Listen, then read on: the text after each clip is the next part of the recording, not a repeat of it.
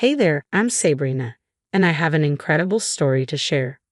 My husband Austin and I met 5 years ago at a charity event. We fell in love at first sight and started a wonderful journey together. We got married 2 years later and worked hard to build a comfortable life. Even though we worked long hours, we always made time for each other because we treasured every moment together. But then, something terrible happened. One night, I came home feeling really sick. My body felt weak and I couldn't think clearly. I thought it was just a bad flu that would go away with some rest and medicine. But as days went by, I got worse instead of better. Breathing became really hard, like something heavy was on my chest. I tried to take deep breaths, but it felt like I was suffocating. It was so scary being alone at home with no one to help right away. I managed to call Austin, even though my hands were shaking. "Baby, it's me. I need you to listen. I'm really scared. I'm not feeling well." "Darling, what's going on?" "I don't know. I can't breathe. I feel so weak and alone." "Stay calm. I'm on my way. Just lie down and try to take slow breaths. You're strong, and I believe in you. Help is coming." "I'm trying, but it's getting harder. Please hurry." "You're not alone. I'm doing everything I can to get there quickly. You need to stay strong for me. Take slow breaths and try to relax. Help is on its way, I promise." "Baby, I love you. Please don't let me go. I don't want to leave you."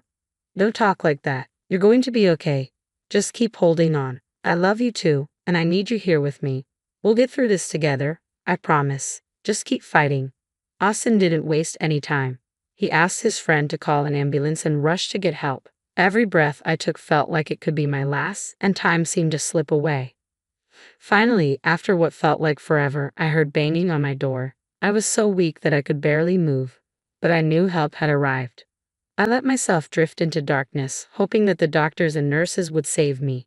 It was such a scary moment, lying there, not knowing if I would survive.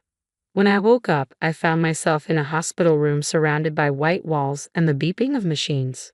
To my relief, Austin was there, his eyes bloodshot from crying. "Austin, I'm so glad you're here. What happened? What did the doctor say?" "I'm always here, my love. The doctors are still doing tests to figure out what's wrong. They gave you medicine to help with the fever, but they need more time to find out the exact problem." "I'm so scared. I don't know how much longer I can handle this. What if it's something really serious?" "I know you're scared, love, but we have to stay strong and patient. The doctors are doing everything they can to figure out what's happening. We need to trust them and their knowledge. It's just not knowing what's wrong that's really hard. I don't want this to be life-threatening. I just want to be healthy again." "I want that too, my love. Remember, we're in this together. No matter what the doctors find, we'll face it together. I'll be right here supporting you through it all." "Thank you, baby." Days passed, and dread and hopelessness engulfed me. Austin wasn't allowed to be in the same room with me because they weren't sure of my condition. Nevertheless, he called me every morning and evening, faithfully checking on me. But the fear of the unknown weighed heavy on my heart, and I felt isolated. Finally, on the fourth day, the doctor approached me with a diagnosis. "Doctor, please tell me what's wrong with me. Did you find out what it is?" "The test results are back, and we have a diagnosis for you. It appears that you have contracted a rare form of tuberculosis." "Tuberculosis? Does that mean I'm going to die?" "No, Sabrina. Please stay calm. We caught it at the right moment, and there is a cure. With the right medication, we can treat it successfully." "Oh, thank goodness. So it can be cured?" "Yes, after 3 weeks of taking the medication, you will no longer be contagious. However, you will need to continue taking the medication for the next 9 months to completely get rid of the bacteria." "That's a relief to hear. Thank you, doctor. I'm so glad we caught it in time. But what about my husband, Austin? Is he at risk?" "We took precautions. Austin has been quarantined as a preventive measure, and we tested him for TB. Fortunately, his results came back negative. You can rest assured that he is not at risk." "Thank you, doctor. I'm so grateful that Austin is safe. We'll get through this together." After my discharge from the hospital, I returned home feeling weak and vulnerable. The financial burden of the hospital bills and the costs of medications weighed heavily on Austin. He worked long hours to ensure we could make ends meet, leaving me in need of someone to take care of me during my recovery. It was then that Austin suggested his mother, Harriet, as a potential caregiver. "Baby, I get why you want your mom to help, but I'm not sure it's a good idea. We've always had problems, and I'm worried it could make things worse for both of us. I know, darling. I get that you're worried, but she's our only family, and I trust her to take care of you. And believe me, it would make me feel better if someone I trust is looking out for you. I know, but Harriet and I get along like fire and ice. What if her being here just adds more stress to everything? I don't think either of us will have the energy to deal with her shenanigans. I know our history with my mom hasn't been great, but she's still my mom, and I believe in giving her a chance. It would mean a lot to me if you could try to let her help us during this time. Fine, baby. I know family is important to you. I'll do my best to put aside my worries and give Harriet a chance. We'll figure it out together, I suppose. The mere thought of depending on Harriet sent a wave of worry through me. Our relationship had always been strained, like two opposing magnets that repelled each other. Our personalities clashed and our differences seemed irreconcilable.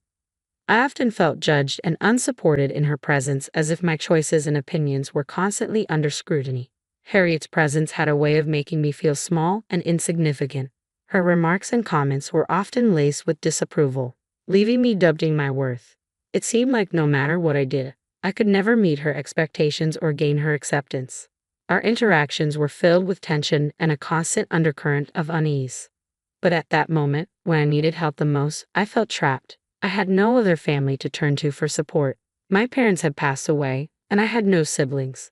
The only other person who could have come to my aid was my best friend, Chelsea. I didn't want to burden her with my troubles, so with a heavy heart, I reluctantly agreed to let Harriet take care of me.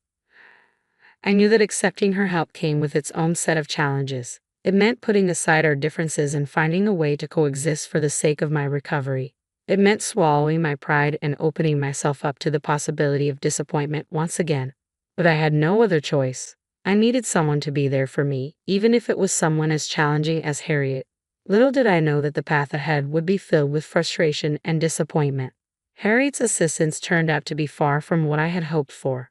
Instead of providing the care and support I desperately needed, she seemed disinterested and negligent. I found myself navigating my recovery largely on my own, struggling to perform simple tasks while feeling utterly alone. Each day became a battle against my weakened body and the emotional toll of feeling abandoned by the person who was supposed to take care of me. I kept my silence, not wanting to burden Austin further with the added stress of our strained relationship. It was a lonely and disheartening time as I longed for compassion and understanding that seemed beyond Harriet's reach. One day, I needed help getting to the bathroom. I was feeling particularly weak and couldn't do much by myself. I called out to Harriet for help but was met with silence. Growing frustrated and desperate, I decided to take matters into my own hands. Using the support of various things in my room, I made it to the bathroom. Once I was done, I managed to get out only to be greeted by Harriet. At that moment, I felt a surge of anger course through me. "Why are you in my room? I already took care of the problem myself. I never wanted to take care of you in the first place. I'm sick and tired of having to be your caretaker when you're perfectly capable of doing it yourself." "What do you mean by capable? Don't you see how much I'm suffering?" "Suffering? You don't know the meaning of suffering. I've had enough of this. I'm packing my bags and leaving." My heart broke at that moment. Why was she being so cruel to me? Couldn't she see how much I was suffering? I couldn't bring myself to say anything because I was still reeling from the shock of her words. I tried to protest, but my legs gave out from under me. She just looked at me with disdain and, instead of offering aid, Harriet abandoned me, leaving me there. I lay on the cold, hard floor, sobbing uncontrollably, my heart shattered. Hours later, I awoke to Austin's frantic shaking.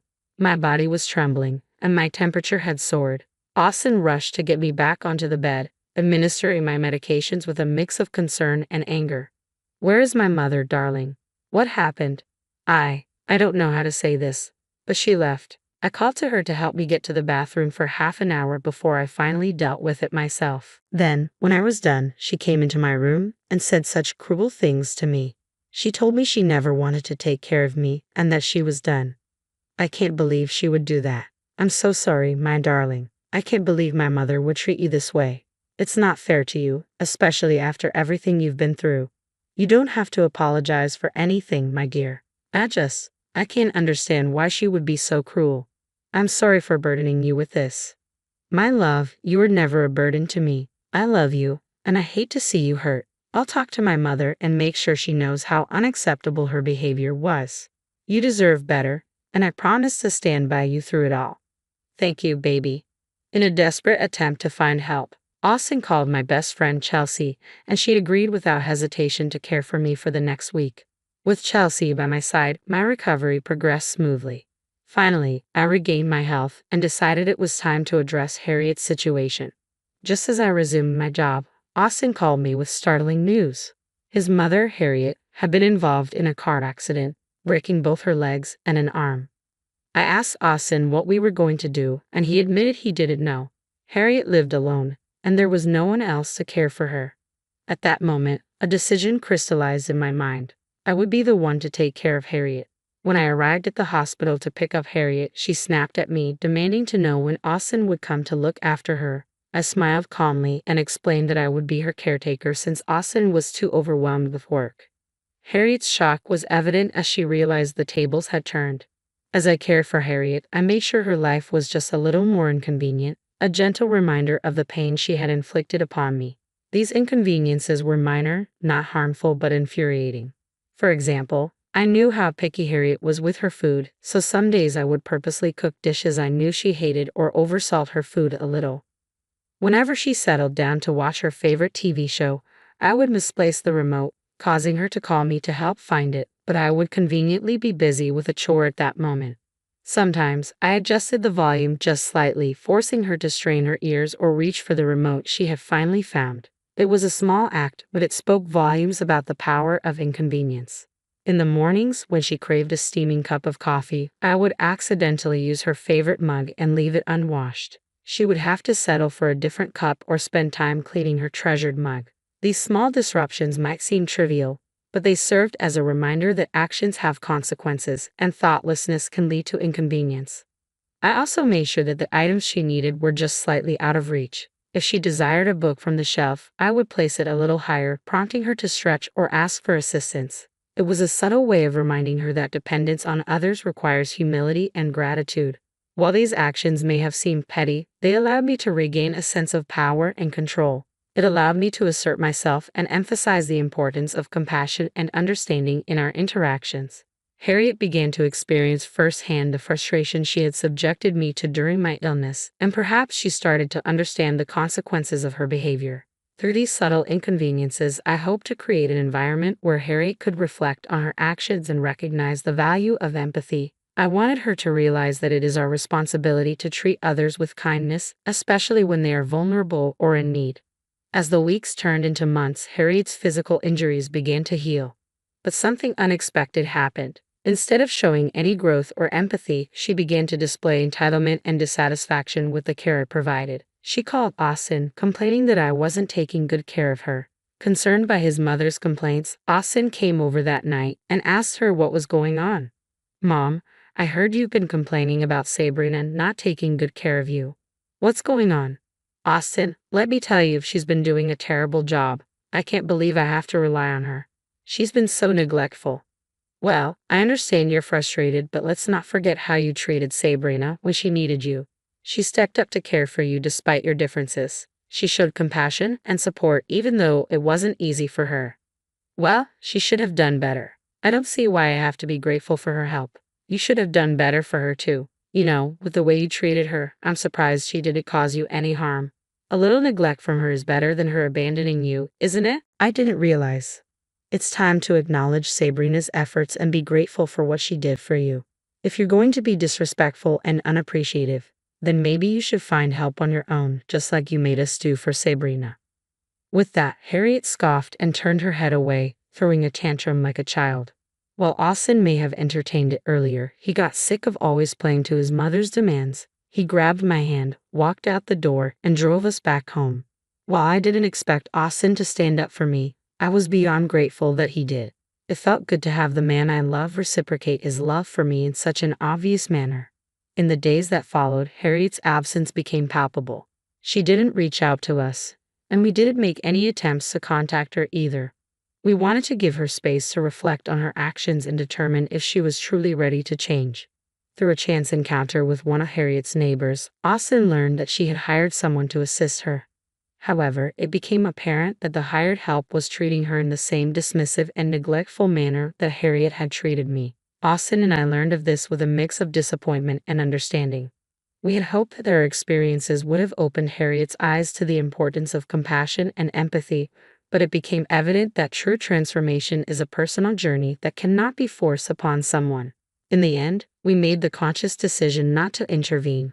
Our focus shifted toward nurturing our relationship and building a life filled with love, understanding, and support. We chose to create a space where forgiveness and growth could thrive rather than dwell on the past or engage in further confrontations. As the days turned into months, Harriet became a distant memory. The wounds she had inflicted upon us slowly faded, replaced by the joy and fulfillment we found in our renewed bond. Life presented us with new opportunities, and we embraced them wholeheartedly.